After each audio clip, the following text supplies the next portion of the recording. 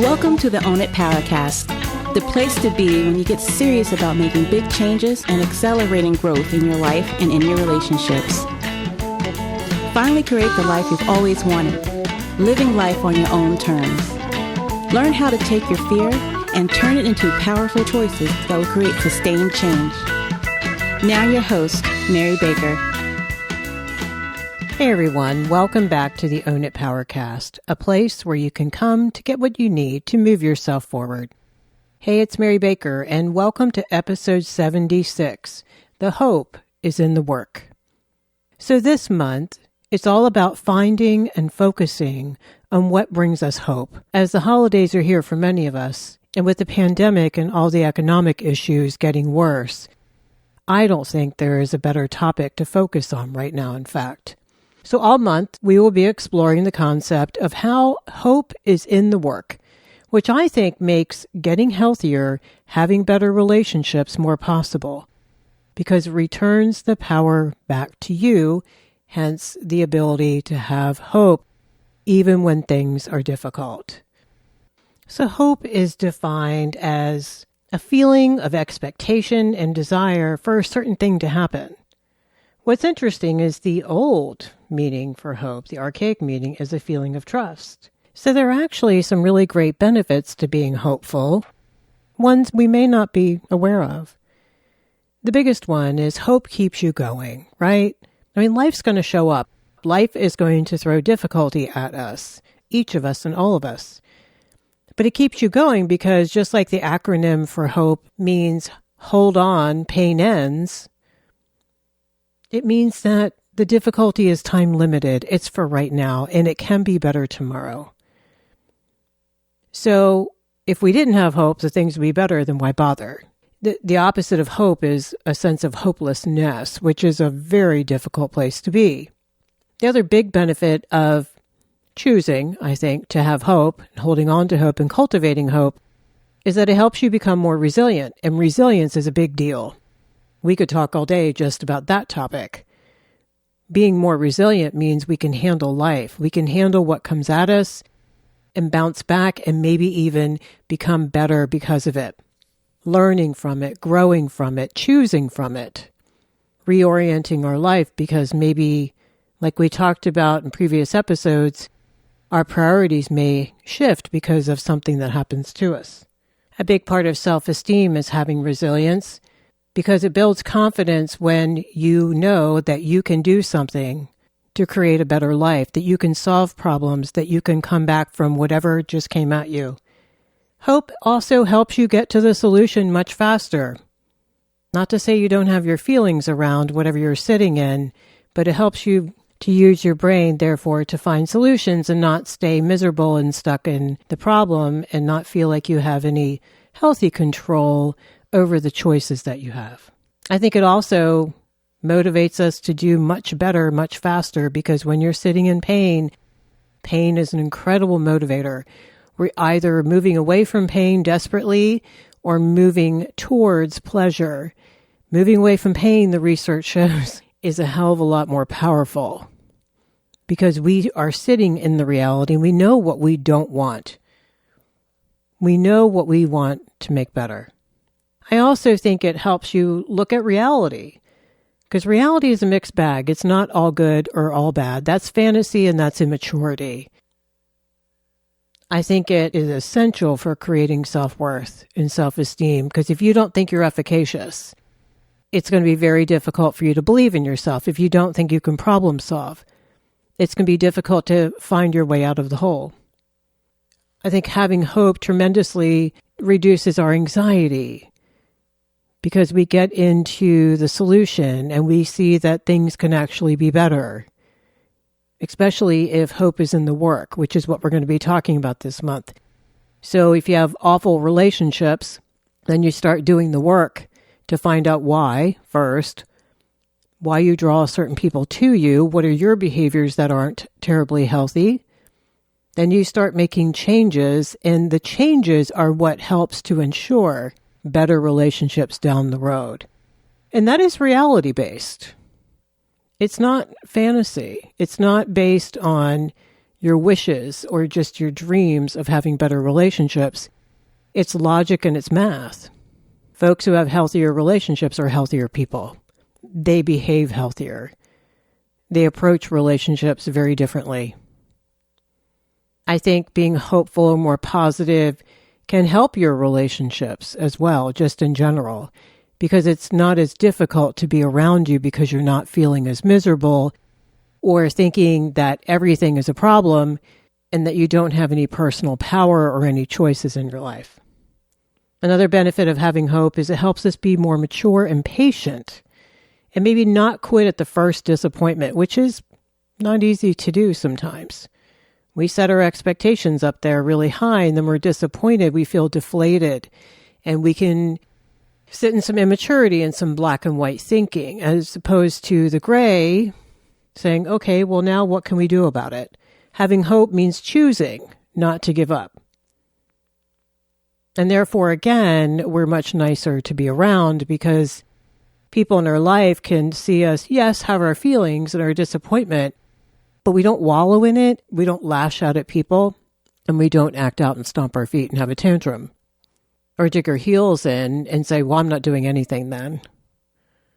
That's what little kids do because they don't know.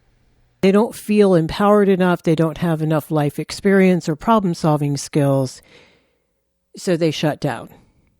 Another great benefit of being more hopeful is physically, because being more hopeful and more positive physically can boost our circulation. It's better for our heart. Your immune system benefits tremendously because I think if we catastrophize all the time, boy, we're in fight or flight. And we're not supposed to be in fight or flight in a chronic way. That's supposed to be momentary, and the rest of the time our body is healing and settling down and being calm and quiet. And so if we're in fight or flight all the time, all the stress hormones are wreaking havoc on our health, and we know that. So if you choose to be more hopeful and optimistic, it can really help your health. And also, it's interesting, some of the research shows that our perception of pain may not be as bad, because when we catastrophize, we can make the pain, the actual physical pain, seem worse. So those are some benefits of having hope. I'm sure there are plenty more, but those were some that really stood out for me. Again, I think the biggest one is becoming more resilient, taking on life's challenges with a little more positivity, not being unrealistic, but just choosing to get into the solution a lot faster. What hope is not is denial. It's not about not accepting reality. It's not about putting your head back in the sand, kicking the can, procrastinating on what needs to be done, because that's a choice. It is acceptance of what is, I think, and yet finding a way to look at it differently, to look at it more balanced. Maybe it's not all bad. The reality is there, and now what can I do about it? So it's acceptance first, then choosing. So one of the first things we're going to talk about this month in regards to hope is taking stock. The end of the year is a good time for us to look back, and yes, I know 2020 was hell, but to look back individually for ourselves, and what have we learned? What are we learning? Where are you? What are you struggling with? Like if you take a moment right now and look around at your life, look at the different areas that we often talk about. Okay, your personal, emotional, mental health, where is that? Given the circumstances, we're all struggling, but where are you? And why do you think that is? Where are your relationships? How healthy and nurturing and loving and growing are they? Or are they toxic? What about your career choices? What about work? What about finding meaningful work? Where are you? Do you have goals? Do you want to make some changes in 2021?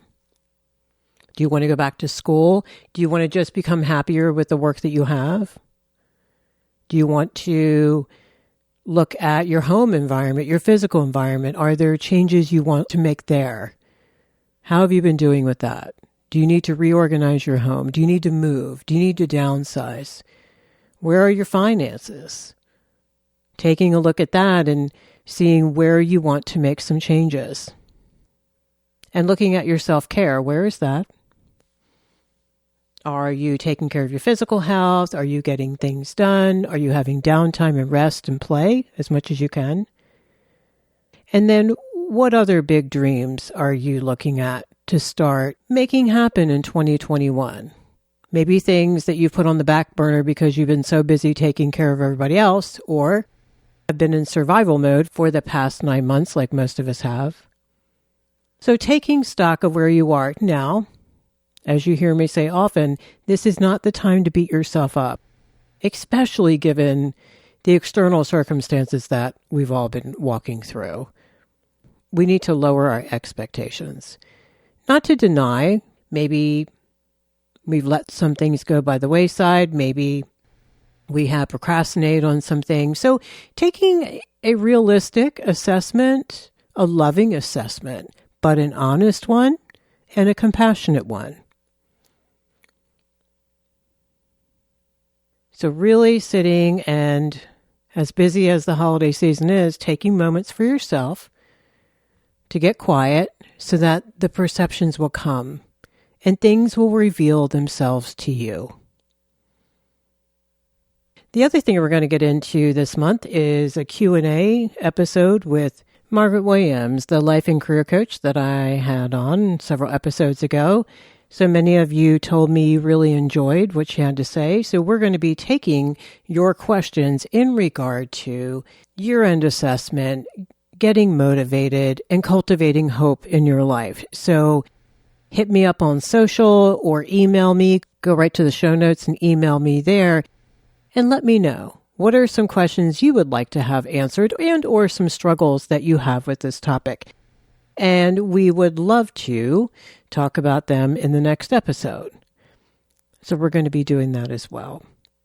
Another area for finding hope and cultivating hope is doing the deeper work. And that is the deeper work on finding forgiveness and acceptance. Forgiveness and acceptance for others, for circumstances. I mean, COVID in of itself is a great example because it has created a ripple effect of loss and change for so many of us. And we are grieving. And so coming to acceptance is kicking and screaming to acceptance. It's not easy. It's very deep work. It's grief work. Surrendering is another good term. Surrendering to what is. And then maybe turning it all over to some kind of force that's out there that's bigger than you. Finding forgiveness and acceptance, we're also going to talk about grabbing the context. You've heard me go into that before. It is so important. For yourself. Why did you struggle? Why did you do what you did? Or why didn't you do what you wish you had? Looking at your part in struggles with other people rather than protracted grief where we stay pissed at someone, focusing only on what they did or didn't do that we wished was different. Looking at our own part. How could we have done things differently, perhaps? Now that we know better, now that we know more, now that we're away from it and we have hindsight. If we do not do the deeper work of grieving and forgiveness and acceptance, we will not be able to create and sustain any real change. It will always come up and sabotage any positive work that we really want to do. It will be in the way. It will hold us back. For one thing, it'll hold us back from letting go and being vulnerable, right? And trusting and being able to do things differently. I've seen it really subdue one's creativity. We know that it keeps us from feeling any big emotions, whether it's pain or joy, because we're so busy protecting ourselves. When we don't grieve, we live on the surface. We live in control, usually. We're so focused on doing and going and the future that we're not spending time being, because if we sit and be, we have to sit in feelings we don't want to feel. We have to sit in loss and reality that we are afraid will swallow us. The other thing is that it can be so wrapped up in self-loathing and shame and guilt, whether it be earned or unearned. Because if you don't deep down believe you deserve it, how in the world are you going to have hope that things can or even should be better for you? And this may not be on a conscious level. I think most of us would struggle to admit that out loud. But boy, it can be there driving the bus. That's what we call those core beliefs. Just because you're not aware of them doesn't mean they're not driving. And we need a support system, you always hear me say, in order to do this very deep and vulnerable work. If you don't have that, like 2 or 3 people in your life who can hold you up while you kind of surrender a little bit, do the footwork to find that first.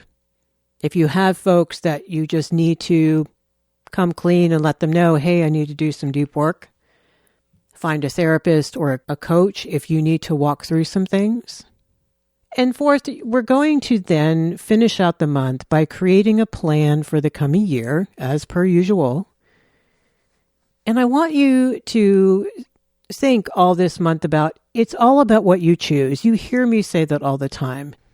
But it does really boil down to that. It isn't about anybody else at the end of the day. It's about what you choose. And you can choose to be happy. You can choose to look at where the real struggles are. You can choose to really have the courage to focus on, okay, what needs to change? That episode, we're going to create an overarching goal or theme for the first quarter of 2021 for yourself. And then we're going to work on chunking it down to smaller, more manageable, realistic steps.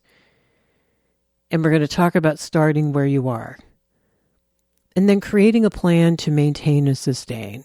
It's no good if it's not sustainable. Then it's a 2-week flirtation with fantasy. We've all been there. I think that diminishes our self-esteem. When we start out gung-ho, but we don't commit to it. Because if you don't commit to something, it's not real. It's a whim. It's something, maybe you feel like doing until it gets hard or it gets boring. Or you have to maintain it, or you have to say no to other things, right? Getting physically healthier comes to mind. You have to say no to the carbs. You have to get up early and go for a run when it's cold out. You have to do things. You have to set boundaries. And maintaining boundaries is hard. In the beginning, we're so full of adrenaline and we're all hopeful and gung-ho and unrealistic. It's easy. It's easy to show up and do it. But it gets real in the middle. And the middle is the time where we either throw in the towel or we keep going. So the hope is in the work, and that's what we're going to get into this month. And first things first, we have to be glued together enough to do the work. And so if you feel like you're a mess and you're harried and you're stressed out, self-care first, then you can tackle the rest of this. First things first, look at the boundaries.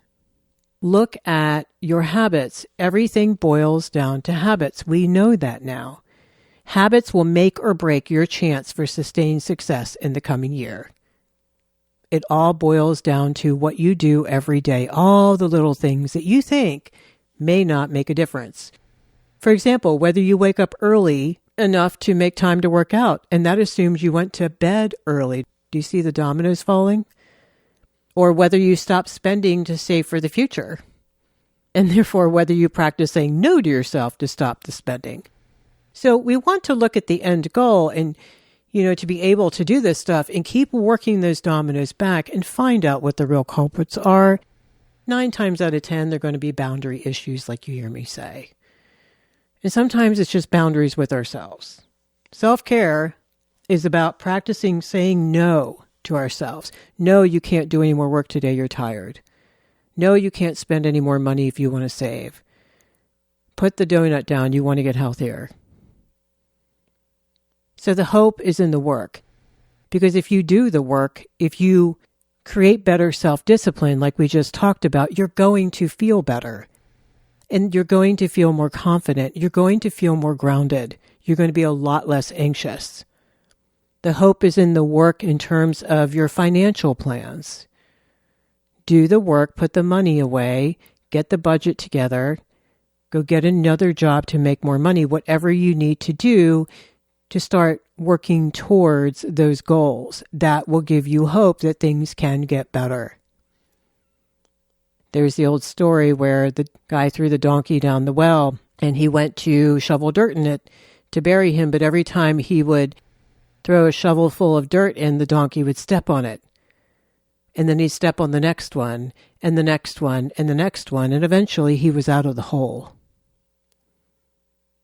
The hope is in the work. And the steps are the ones that you are going to take this month and identify what really needs to change.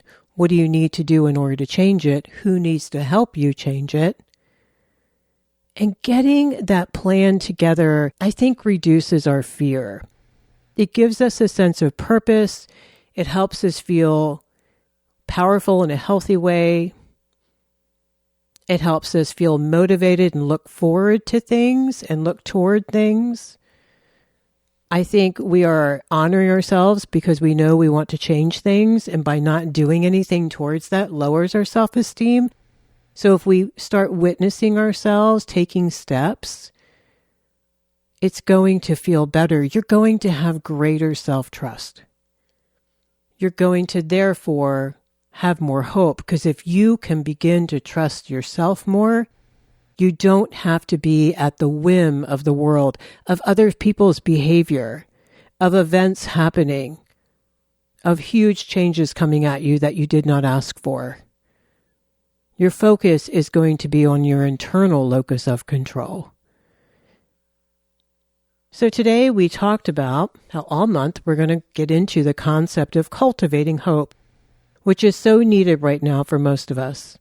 All month we will be exploring the concept that the hope is in the work you do for yourself and on yourself, the better you that you are building. It really, really does change our lives for the better. And that's why I think it can bring hope. It makes things you want to have for yourself actually possible and doable. So thank you for joining me today. May you stay healthy, stay hopeful and grounded, stay safe out there. Focus on the good in yourself and in others. Be sure to check the show notes at ownitpowercast.com.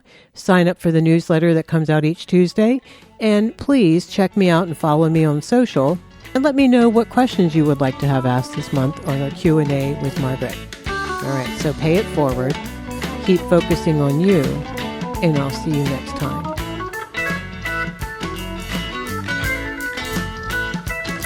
We hope you took away some useful insights and tools you could begin using right away. If you did, please leave a positive review and share on your social media. Because could you imagine if everyone in your life really got it together? Remember, own it now, so you can really own it later.